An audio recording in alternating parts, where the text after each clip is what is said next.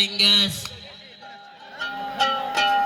Hay obod bo'lsin qiziliq qaydashingiz.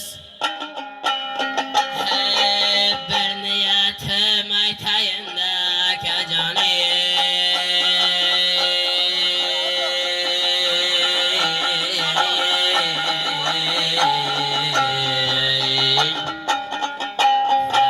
Pulli bo'lsin yilga bergan to'yingiz. Pulli bo'lsin yilga bergan to'yingiz.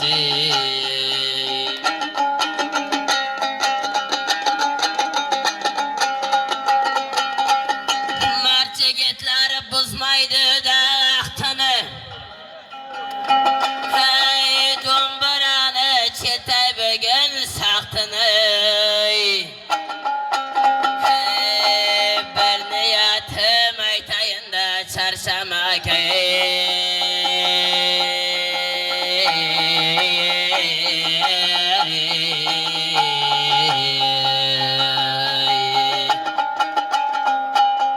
Tilaylikda 2 yoshga baxtini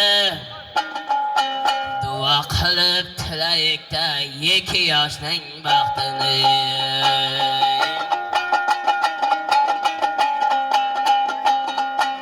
Keldim bo'ram seni qo'lga ushlayin.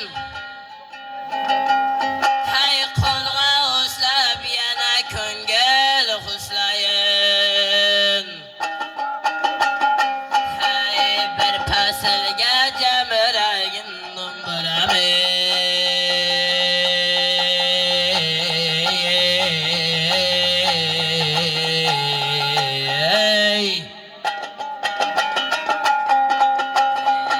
Bir faslga aytib beray termamni.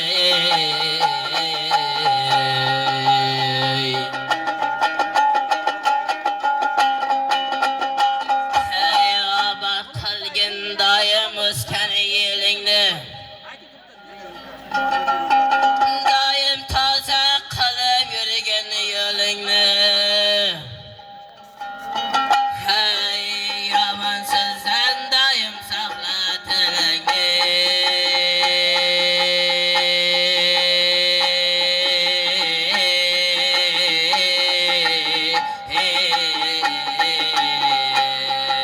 Hey tilding do'st dushmanligini bil bolami.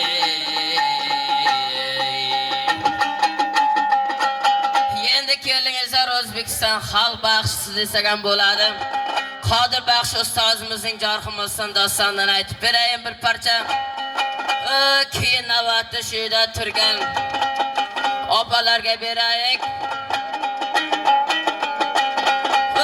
Bulbul ayrılmasın, gülden adashmasin, to'g'ri yo'ldan ustozlardan o'rgangan bir doston.